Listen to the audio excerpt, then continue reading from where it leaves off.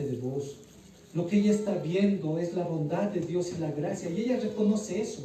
Por eso ella puede decirle a vos: yo soy de las esclavas más bajas, de tus criadas más bajas. En el versículo 14 vemos qué es lo que también sucede, y aquí vemos la bondad de vos en este milagro de la providencia. Versículo 14 dice: y vos le dijo a la hora de comer: ven aquí y come del pan, y moja tu bocado en el vinagre. Y ella se sentó junto a los segadores, y él le dio potaje y comió hasta que se sació y le sobró. Versículo 15, luego se levantó para espigar, y vos mandó a sus criados diciendo: que recoja también espigas entre las gavillas, y no la avergoncéis. Y dejaréis también caer para ella algo de los manojos, y lo dejaréis para que lo recoja, y no la reprendáis. Ahí ya nosotros vemos la acción de vos con Ruth, y vemos en cierto modo esa bondad que es un milagro también de la providencia de Dios. Hemos dicho, en una época en que la sociedad estaba completamente corrompida, podríamos decir, era algo inusual encontrar a un hombre que pudiera proceder de esa manera en la que lo hizo vos con Ruth.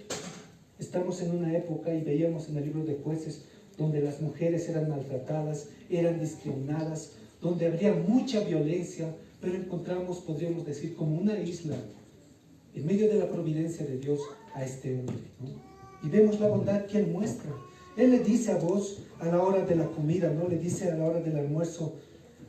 Él tiene en cierto modo un almuerzo para los empleados y le dice: Ruth, ven aquí, vas a compartir con nosotros, ¿no? Ruth, nosotros sabemos que ella era una moabita, era una extranjera en la tierra donde ella está habitando, ¿no? Seguramente ella tal vez no se podía sentar incluso al lado de los empleados israelitas, ¿no? Tal vez ella era necesario que se distanciara, inclusive tal vez fuera una habitación donde están los extranjeros o los más pobres, pero vos le está mostrando su bondad y le dice: acércate. ¿Qué es lo que nos comunica acerca de este hombre? El gran amor, el gran cuidado y la humildad que él tiene hacia Ruth. Y esto es parte de la providencia de Dios, obrando también a través de los hombres. Vos le sirve la comida. Eso no es todo. En el versículo 14 nos dice que Ruth se sentó junto a los segadores. Vos permitió que Ruth estuviera ahí. Le sirvió potaje. Ella comió, dice, y el versículo concluye diciendo que ella quedó satisfecha, ¿no? Y le sobró. ¿Se pueden imaginar, hermanos, lo que nos está diciendo estos versículos? Ruth probablemente no había estado llena durante una década, ¿no? Son 10 años en los que ella vivió tiempos de aflicción y tiempos de escasez juntamente con su suegra. Seguramente muchos de nosotros hemos experimentado, tal vez en algunas ocasiones, tal vez en pocas ocasiones, tal vez muchas veces, nosotros hemos experimentado estar satisfechos por la comida. En algún momento yo sé que eso ha pasado en nuestras vidas. Pero pensando en Ruth, antes de esta escena, tal vez ella quizás estaba preguntando: ¿cómo es que es estar satisfecha por la comida? No recuerdo. Hace 10 años que mi esposo ha fallecido y que estoy viviendo de manera desamparada. Estoy viviendo escasez hasta tal punto que he tenido que venir desde mi tierra a esta tierra extranjera. No recuerdo lo que es estar satisfecho por la comida. Pero ¿qué es lo que vemos aquí, hermanos? Dios es extremadamente bueno con ella. Dios permite que vos sea amable con esta mujer marginada. Y además vos le sirve a esta mujer. Y ella tiene de sobra, nos dice este versículo. Hasta estas alturas, hermanos, quizás vos podría haber actuado de una manera distinta, ¿no? Tal vez le hubiera dicho: Ruth, es suficiente. Sabes, tú tienes ya la comida que te he servido.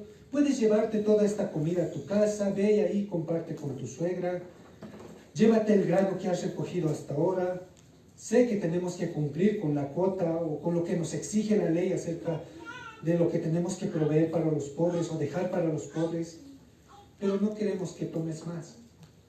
Tal vez Ruth o vos más bien podría actuar de esa manera hasta este punto, ¿no? Pero miren lo que dice el versículo 15. Luego se levantó para espigar, hablando de Ruth, y Booz mandó a sus criados diciendo, que recoja también espigas entre las gavillas y no la avergoncéis. Nosotros veíamos la anterior semana que por lo general los pobres solo podían recoger las sobras, ¿no? Las sobras de la cosecha. Y después de que los segadores ya habían pasado por parte del campo, los pobres podían ir y recoger todo lo que se había caído. Pero vos, ¿qué es lo que está diciendo aquí? Les ordena a sus criados, dejen que esta mujer recoja el grano caído, inclusive antes de que se termine la cosecha. Déjenla recoger, espigar entre las gavillas, y no la avergoncéis. Y miren, se profundiza un poco más en el versículo 16 y dice, y dejaréis también caer para ella algo de los manojos, y lo dejaréis para que lo recoja. No la reprendáis. En este punto, hermanos, nosotros vemos cómo es la bondad del Señor a través de este hombre Booz, ¿no? Realmente Dios en su providencia permite de que Booz sea el instrumento para que Ruth no tenga solamente lo necesario, sino tenga más de lo que ella necesita. En este punto, hermanos, tal vez muchos de nosotros, inclusive los israelitas, al escuchar esta parte de la historia, se pueden sonrojar. ¿Por qué? Porque tal vez los israelitas, porque tal vez nunca, inclusive nosotros, hemos amado a nuestro prójimo como nos amamos a sí mismo, y como lo está haciendo Booz cuando le dice a su siervo, dejen caer de los manojos para que ella los recoja. Seguramente esta parte de la historia nos hace sonrojar a nosotros, y lo haría con cualquier israelita al mostrar la bondad de este hombre. ¿Saben, hermanos y hermanas? Esta parte del pasaje es para mostrarles a los israelitas y mostrarnos también a nosotros y decirnos, está bien, tienen que recordar todas las cosas que yo he escrito, Dios nos diría, sobre amar acerca de amar al prójimo como a ti mismo. Yo he dejado eso escrito en la ley, está en Levítico, está en Éxodo, también está en Deuteronomio. Y saben, recuerden todas esas cosas. Y cuando miren a vos, esto es lo que yo les quiero decir cuando les digo, amen a sus prójimos. Hoy Dios nos diría a través de este pasaje, recuerden todo lo que escribí sobre amar a todas las personas, de amar a su prójimo. Recuerden todo sobre lo que yo les dije de amar a aquellas personas que están dentro de la fe, sin importar cuán diferentes sean a ti. Recuerden todo eso, lo que yo les enseñé, y miren eso en la vida de vos. Mostrarnos los unos a los otros, que somos como una familia. Pero no solamente eso, para mostrar allá afuera, a los forasteros, cómo es el amor que tienen los creyentes, para que ellos vean la luz y glorifiquen al Señor. Hermanos y hermanas, un creyente siempre debe estar dispuesto a extender la bondad a su prójimo. Tal vez tú te estés preguntando, o tú puedas decir o excusarte frente a eso y decir, sabes, pastor, yo soy una persona reservada, soy una persona tímida. Sabes, pastor, yo no soy como esa hermana, esa hermanita y ese hermanito que constantemente están yendo a visitar al hermano que está necesitado, aquel que está enfermo, que constantemente están llamando y preguntando, ¿qué es lo que necesitas? Yo no soy como ese hermano y esa hermana, yo soy un poco más reservado, pastor. ¿Sabes? Dios no te está pidiendo que seas una persona reservada, sino Dios nos pide que seamos personas amorosas. Dios nos pide que seamos personas amorosas y que brindemos nuestro cuidado a nuestro prójimo. Y eso es lo que Booz está mostrando en esta historia. En la providencia de Dios, Dios permitió que Booz, en cierto modo, estuviera en este punto de la historia y mostrara su amor y su misericordia y el cuidado con una mujer que es desamparada. Pero no solamente vemos la bondad de un hombre que conoce al Señor en la vida de Booz. También, en cierto modo, a partir del versículo 17 en adelante, podemos ver la diligencia de una mujer. Encontramos nuevamente a Ruth. Dice el versículo 17, espigó pues en el campo hasta la noche y desgranó lo que había recogido, y fue como un efa de cebada, y lo tomó y se fue a la ciudad, y su suegra vio lo que había recogido, Sacó también luego lo que había sobrado después de haber quedado saciada y se lo dio. En estos versículos nosotros vemos la diligencia con la cual trabaja Ruth, ¿no? Ha visto la provisión del Señor en su providencia, ha visto cómo Dios ha provisto a este hombre para que también ella pudiera espigar y recoger aquel sobrante del campo de este hombre, y ella va a trabajar diligentemente. Ella, dice el versículo 17, recogió todo el día hasta la noche. Seguramente ese día fue un día largo para ella. En esos tiempos, específicamente en el que estamos en nuestro pasaje, el sol era muy caliente en esa región. La cosecha aproximadamente, la cosecha del trigo y de la cebada se realizaba a finales de la primavera. ¿Qué significa eso? Había un calor muy intenso en Israel. Y esta mujer, nosotros la encontramos recogiendo, espigando diligentemente. Dice que ella, luego de recoger todo ese grano, ella desgranó lo que había recogido.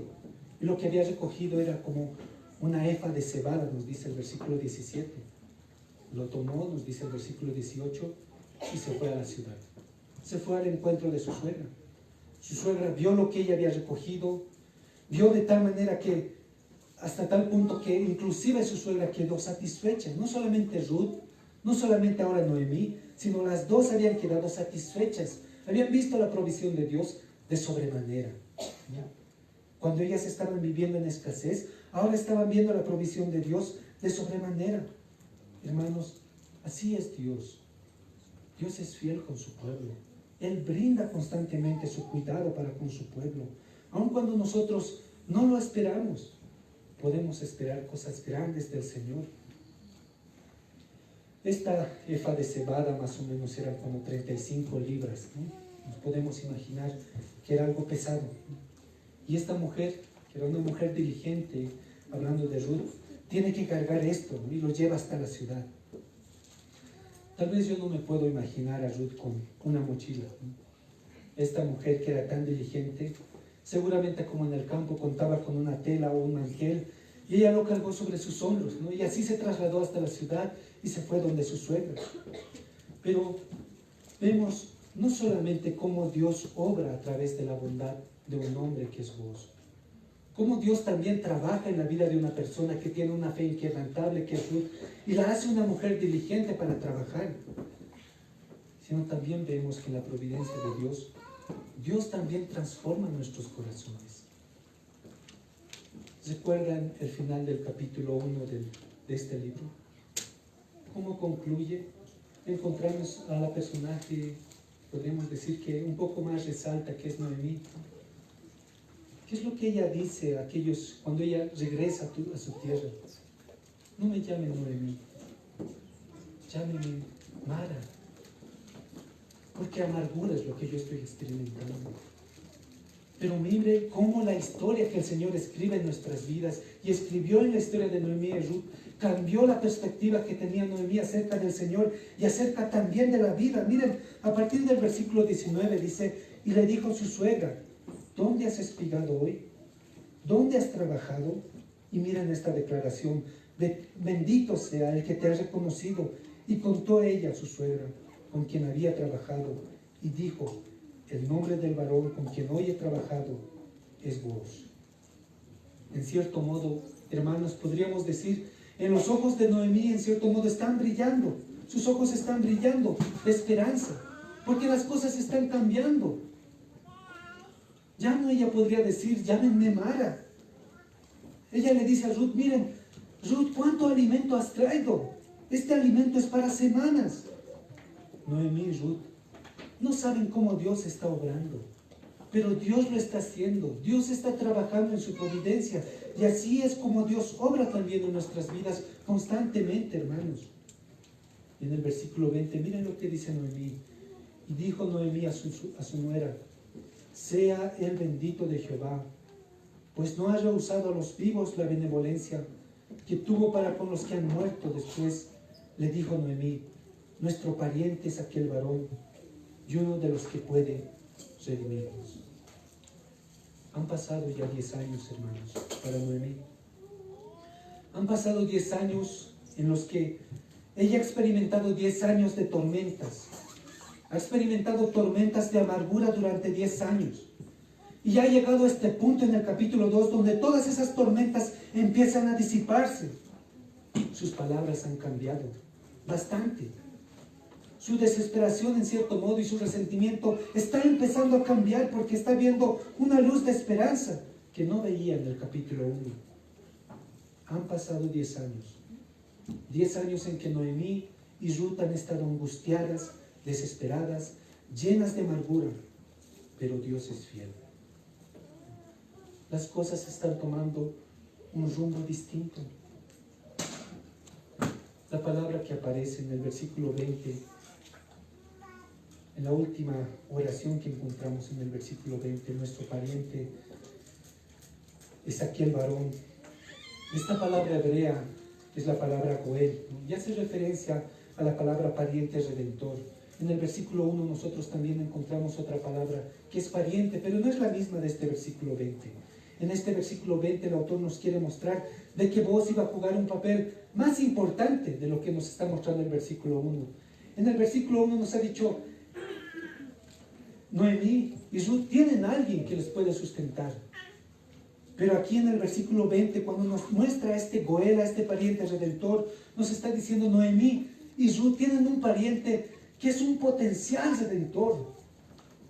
Eso tenía mucho significado en ese entonces. En cierto modo, las ilusiones de Noemí y Ruth están empezando a crecer. Es uno de los que nos puede redimir, ese Booz. ¿Qué es lo que Noemí está diciendo con esta declaración?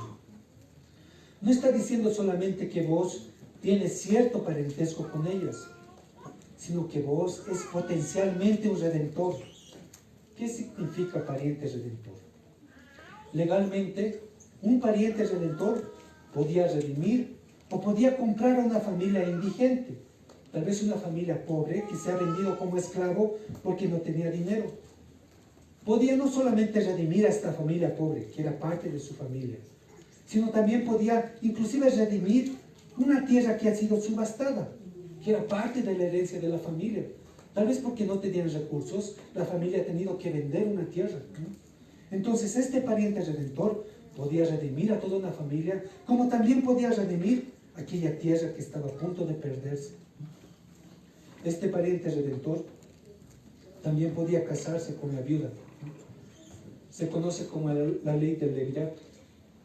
Dice que cuando un esposo moría, dejaba una viuda, un miembro masculino, un miembro de la familia, que era el pariente redentor. Dice que él podía ser el instrumento social. Él se podía casar con la viuda y de esa manera este pariente redentor conservaba la herencia y también conservaba el nombre del difunto, ¿no? Y ese papel jugaba el pariente redentor en la historia. Ahora, hay dos áreas importantes en las cuales Noemí necesitaba redención. Y estos son los dos aspectos que vamos a ver más adelante en los siguientes capítulos. Una de las áreas era la propiedad. Esa era la necesidad de redención de Noemí, su propiedad. Pero la otra necesidad que podríamos decir que es mucho más fuerte es la necesidad misma que tenían las viudas. Y eso es a lo que Booz también va a proveer o va a suplir esa necesidad, ¿no? Sin embargo, eso vamos a ver en los siguientes capítulos. La fe de Noemí, hermanos, ha sido puesta a prueba durante 10 años. Ahora ella está viendo los rayos de luz, de esperanza, a través de lo que Dios está obrando en su providencia, en su historia. Dios permite ese tipo de cosas en nuestras vidas. Miren, y llegamos al versículo 21, dice, versículo 21 y 22, y Ruth la moabita dijo, además de esto, me ha dicho, júntate con mis criadas, hasta que hayan acabado toda mi siega. Y Noemí respondió a Ruth, su nuera, mejor es, hija mía, que salgas con sus criadas, y que no te encuentres en otro campo. Hermanos, Noemí entendía la necesidad de protección que ella requería. También Ruth. Vemos que, ¿qué es lo que le dice a Ruth? ¿No? Le dice, quédate en los campos de este hombre, no te apartes de los campos de este hombre. Y en el versículo 3 vemos la respuesta de Ruth. Ruth se quedó cerca de las criadas. Dice el versículo 23, estuvo pues junto con las criadas de Booz, espigando hasta que se acabó la siega de la cebada y la del trigo, y vivía con su suegra. Es un tiempo, este versículo 23, que nos da una muestra de cuánto tiempo, en cierto modo, Ruth y Noemí podían contar con la provisión que Booz les estaba otorgando, ¿no? El término del tiempo de la cosecha aproximadamente iba a durar 2 meses, ¿no? Entonces son 2 meses que Ruth y Noemí iban a tener, podríamos decir, el pan y la comida dentro de su casa. Y concluye el capítulo diciendo que ella vivía con su suegra. Todo esto, hermanos, que nosotros vemos en esta narración, no es simplemente una narración brillante. Más adelante va a aumentar su intensidad, va a llegar a un punto máximo en los siguientes capítulos. Y podríamos decir, se va a volver una narración un poco más brillante, pero no es simplemente eso lo que nosotros podemos ver. Aquí, hermanos, nosotros podemos ver que incluso cuando todo parece ir mal, Dios está trabajando para el bien. Eso es lo que nosotros tenemos que aprender. Usted y yo tenemos que tomar en cuenta que incluso cuando todas las cosas parecen que están marchando mal, Dios está trabajando para el bien.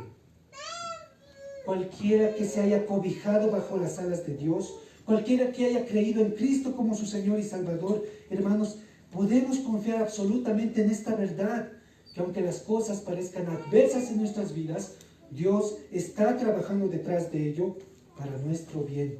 Y con seguridad podemos confiar en eso, hermanos. Noemí ha regresado a su tierra después de 10 años de sufrimiento, después de que su esposo y sus 2 hijos han muerto. Sin comida ella estaba viviendo. Ella estaba pensando, todo me está saliendo mal, todo se ha venido encima de mí. Al final del capítulo 1 ella dijo, me fui llena, pero el Señor me trajo de vuelta vacía. Él está en contra de mí. Saben, hermanos, muchos de nosotros vamos a experimentar, o tal vez estamos experimentando lo mismo que experimentó Noemí. Tal vez muchos estamos desanimados hasta tal punto que la declaración de Noemí es nuestra declaración en medio de nuestra aflicción. Pero con toda certeza nosotros podemos confiar, hermanos, que a pesar de las adversidades, Dios está trabajando para nuestro bien. Yo tuve la oportunidad de nadar en el océano.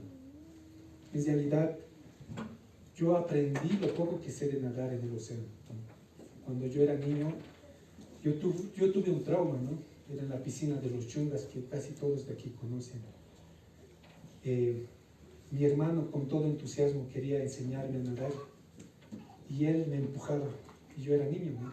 Y en una de esas recuerdo que tragué tanta agua, que salí del agua y empecé a toser, mi garganta me empezó a doler. Realmente esa trauma se me quedó hasta que fui joven. No, yo no sé nadar bien, ¿no? Y no solo es que no sé nadar, yo le tenía miedo al agua, ¿no? Podía entrar a la piscina para solamente meter mis pies. Pero cuando fui al mar con un pastor, yo le conté esto, ¿no? Le dije, yo no tengo miedo al agua, si vamos a ir al mar, vamos a ir a contemplar el mar. Y él me dijo, no, vamos a ir a nadar al mar. Y él me metió al agua, ¿no? Y me empezó a enseñar pacientemente a nadar. Y yo ahí podía sentir cómo el océano y las olas vienen en conjunto, ¿no?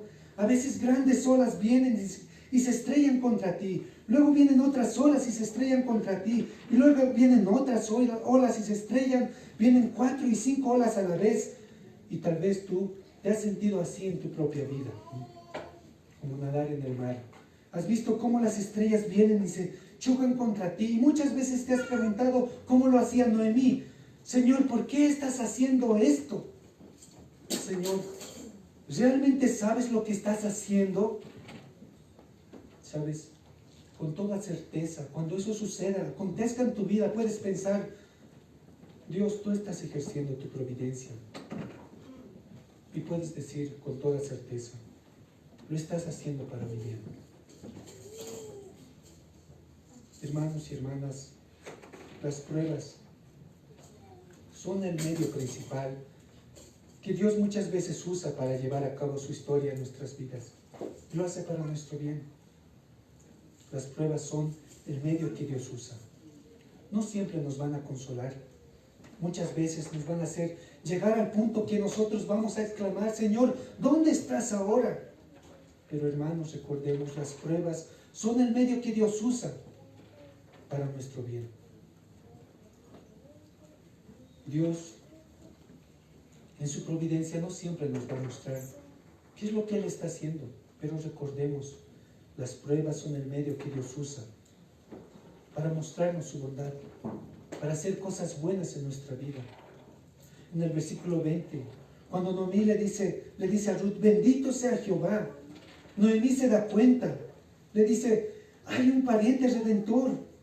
Tú, Ruth, acabas de cosechar tanto alimento que es para semanas, y mira, te has topado con un pariente que es un potencial redentor y él es rico.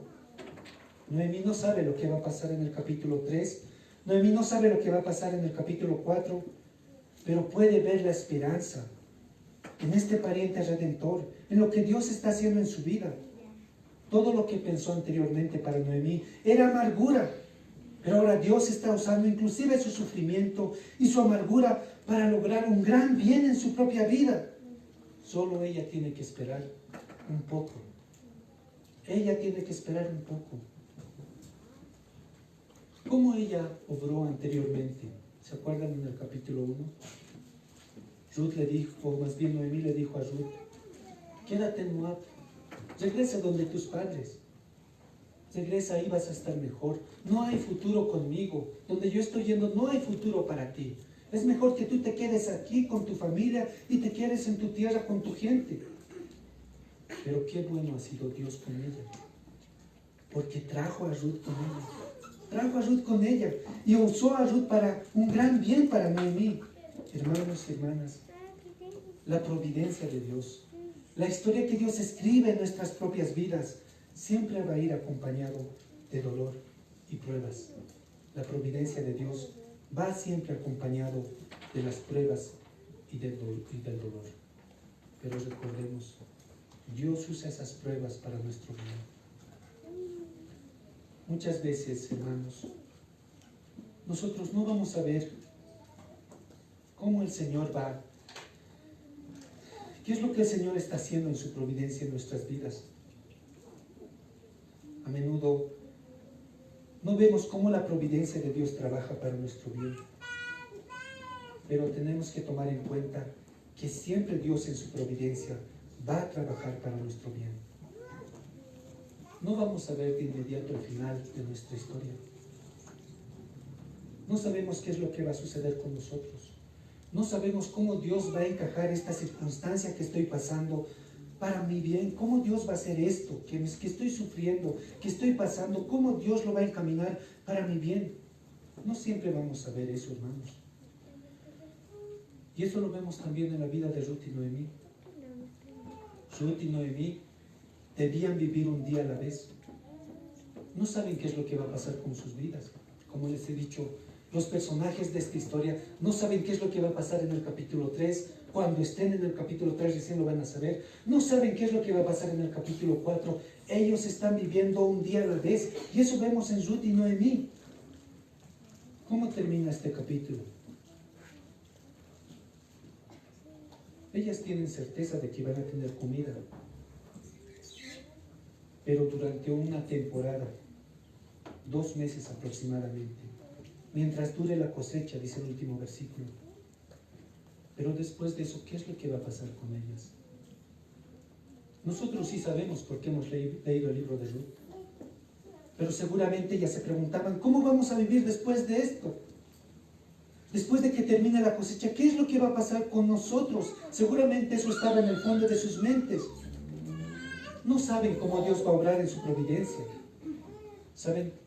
Dios también obra de esa manera en nuestras vidas. Dios no nos deja saber todo lo que va a pasar antes del tiempo. Dios no nos deja ver. Dios, no es que Él viene y nos dice: ¿sabes hermano? O sabes, Simón, este año vas a estar cómodo de esta manera. Vas a trabajar todo este año en este lugar y realmente va a ser bien estable. y te voy a dar esto, y al siguiente año Dios viene y nos dice, sabes, te voy a dar todo esto, y vas a vivir de esta manera próspera, sabes, va a haber un mes en el que va a haber escasez. Dios no obra de esa manera. Dios no es así. Él no nos deja verlo. Pero ¿por qué Dios no nos deja verlo? ¿Por qué Dios no nos deja ver cuál va a ser el final? ¿Cómo Él en su providencia va a resolver todo lo que estamos pasando? ¿Por qué Dios no nos deja verlo? ¿Por qué Él hace que nos preguntemos, Señor, ¿realmente va a funcionar lo que estoy pensando hacer? ¿Por qué Dios permite que nos preguntemos, Señor, ¿realmente va a funcionar lo que estoy pasando?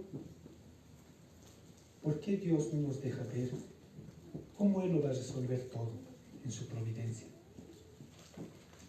Yo estoy convencido, hermanos, absolutamente, que lo que Dios quiere es que nosotros confiemos en Él. Quiere que nosotros confiemos plena y absolutamente en Él. Por eso Él no nos dice el resultado. Por eso Él no nos muestra cómo Él va a resolver todos nuestros problemas. Porque Él quiere que nosotros confiemos en Él. Él no quiere que nosotros confiemos en lo que nosotros podemos hacer. Él quiere que nosotros confiemos en Él. Hay un puritano que se llamaba John Flavel. Él en su libro El misterio de la providencia escribió esto, ¿no?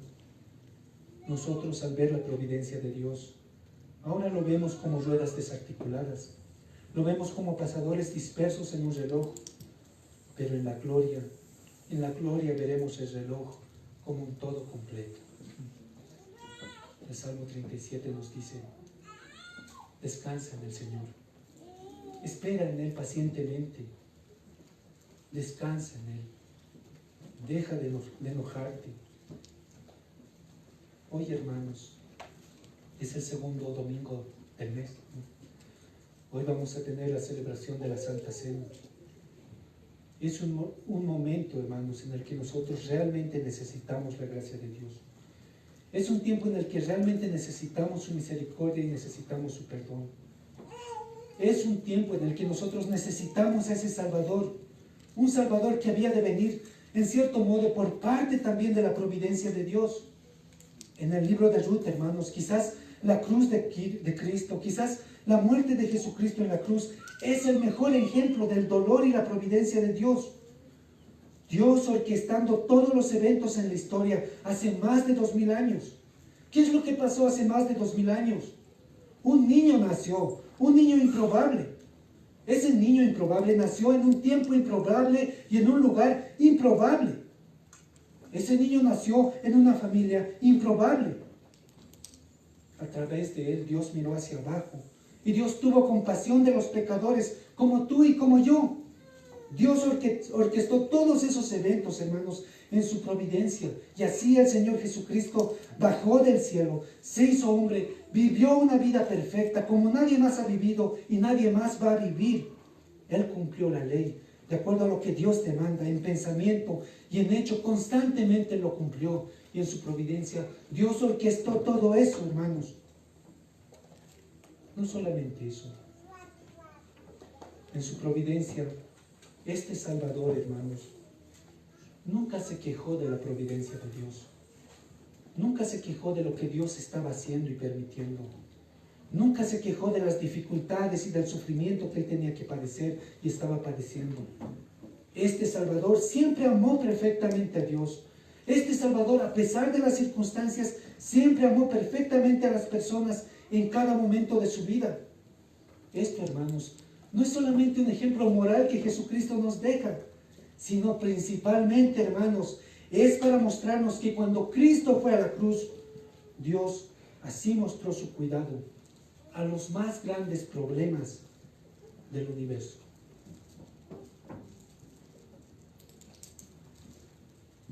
Ese problema que es la separación entre la humanidad y el mismo Dios.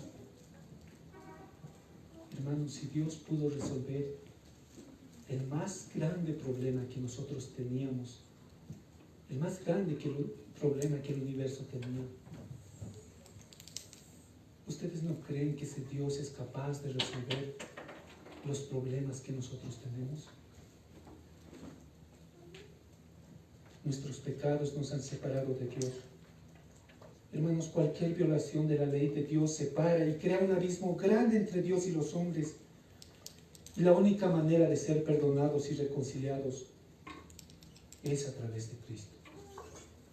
Es a través de lo que nosotros celebramos en la Santa Cena. La muerte de Cristo en la cruz. Ese es el medio por el cual nosotros somos perdonados y reconciliados con Dios. No es que nos hayamos o tengamos que esforzarnos más. Ya no tenemos que ver nuestras obras y todo ese montón de obras que hemos hecho como un medio de redención, sino es la muerte de Jesucristo la que nos une y nos otorga un perdón pleno. En esa mesa que está ahora aquí armada, ahí tú puedes ver la copa, puedes ver el pan. Hoy que vamos a celebrar la Santa Cena, puedes ver esta mesa. Esa copa y ese pan simbolizan algo. Esa copa y ese pan simbolizan lo único que es necesario. La única cosa que tú necesitas para reconciliarte con Dios. Esa copa y ese pan simbolizan lo único que yo y tú necesitamos para el perdón de nuestros pecados. Esa copa y ese pan simbolizan lo único que tú necesitas para ser llevado al cielo. Quiero que mires esa mesa. No hay un libro en la mesa. Solo hay un pan y hay una copa. En ese libro, hermanos, o en esa mesa no hay un libro que diga, ¿sabes, Simón? Has hecho estas cosas esta semana. Y has hecho estas otras cosas la anterior semana. ¿Sabes, Simón? Has hecho estas cosas el anterior año. ¿Ves que no hay eso en esa mesa? Porque eso no es lo que nos reconcilia con Dios. El pan simboliza el cuerpo de Cristo. La copa simboliza la sangre, porque sin derramamiento de sangre no hay perdón de pecados. Hermanos y hermanas, a través de la familia de Ruth, Dios iba a traer un Salvador. Iba a traer al Señor Jesucristo. Si tú eres salvo, si tú has creído en Cristo, has creído en tataranieto de Ruth, tú sabes que la única forma de acceder a los beneficios de Dios es a través de Cristo. Puedes decir hoy, es un trato increíble el que yo recibo, que hasta mis pecados, hasta los futuros pecados, eso han sido cobrados en Jesucristo. Si yo muero hoy o si muero mañana, yo seré aceptado por Dios. No necesito más buenas obras. No necesito inclusive tener que purgar mi alma. Yo solo necesito a ese Cristo. Si tú no conoces a Cristo, si tú no tienes a Cristo como tu Señor y Salvador, yo te invito, te ruego, te exhorto y te llamo a que tú te arrepientas de tus pecados. Y te llamo también para que tú pongas tu fe en aquel que ha dado su vida en aquella cruz. Cuando tú hagas eso, allí, en ese momento tú estarás bajo las alas de un Dios grande, seguro. Pide perdón al Señor. Pídele perdón y arrepiéntete de tu forma de vivir, de todos tus pecados que has cometido y cree en Él como tu suficiente Salvador. Si tú ya eres creyente, hermano y hermana, tú que ya estás bajo las alas de Dios, tú que has nacido de nuevo por la fe que has tenido en Cristo, si tú quieres estar seguro de participar o no participar indignamente, como lo hacían en la iglesia de Corinto, Pablo nos dice, si nos aferramos a algún pecado, si nos aferramos a algo de amargura, si nos aferramos a algo en contra de alguien, si no estamos dispuestos a pedir perdón de Dios, ir a confesar nuestros pecados, si no estamos dispuestos a pedir perdón de aquellos que hemos ofendido, Dios nos dice que no participemos. Pero si es todo lo contrario, si tú estás dispuesto a ir en humildad y con un corazón humillado y contrito delante del Señor, dispuesto a confesar tu pecado, arrepentido, El Señor también dice, si confiesas tus pecados, que si nosotros confesamos nuestros pecados, Él es fiel y justo para perdonarnos de nuestros pecados y limpiarnos de toda maldad. Ya no es tiempo de que hagas promesas vacías, sino es tiempo de que mires a la cruz. Es tiempo de que vivas mirando a la cruz y creas y digas, ahí está mi única esperanza. Vamos a orar, hermanos. Señor, te agradecemos por esta mañana. Gracias, Señor, por tu palabra. Gracias, Señor, por tu bondad infinita, Señor, que muestras para nuestras vidas. Gracias porque nos haces partícipes de un tiempo en el que podemos adorarte, Señor, podemos alabar tu nombre, podemos alabar, Señor, las grandezas que tú has hecho a través del Evangelio en la historia y en nuestras propias vidas. Señor, te ruego que tú puedas, Señor, alentar el corazón de cada uno de mis hermanos, que tú puedas fortalecer a aquellos que están desanimados, Señor, que se han sentido desamparados y que están viviendo de una manera que se sienten afligidos, Señor.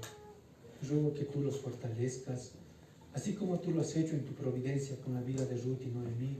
Tú puedas hacer eso también con aquellos que están desanimados. Pero también, Señor, te ruego que tú puedas obrar en el corazón de aquellos que están, Señor, cargando el peso y la condena del pecado. Te ruego, Señor, de que tú puedas mostrar en ellos y puedas darles convicción de pecado cada vez más. Y también les puedas mostrar esa luz de esperanza, Señor, de que en el Evangelio nuestros pecados han sido perdonados, Señor. Y de que nosotros somos aceptados por ti cuando nosotros nos acercamos a ti con un corazón arrepentido, dispuestos a confesar y humillarnos, Señor, delante de ti. Pero, Señor, también te encomiendo la vida de aquellos hermanos que están, Señor, con una vida espiritual constante y saludable, Señor, para que tú los fortalezcas, Señor, aún más y permita, Señor, que ellos puedan contemplar más la hermosura de tu ley, Señor, y tu gran perfección, y puedan ser también el instrumento tuyo para que otros hermanos que están más débiles, Señor, sean fortalecidos y sean edificados. Te ruego, Señor, por cada uno de mis hermanos que están presentes, por aquellos también que nos visitan, Señor. Gracias, Señor, por este tiempo que nos has dado. Y encomendamos, Señor, esta prédica que hemos tenido en tus manos y en la obra, Señor, que tu Espíritu Santo hace en nuestras vidas. Descansamos, Señor, de que Él va a ir transformando cada vez más nuestras vidas a la imagen y a la estatura de nuestro Señor Jesucristo. Gracias, Señor, por este tiempo que nos has permitido tener. Hemos orado en los méritos de nuestro Señor Jesucristo. Amén.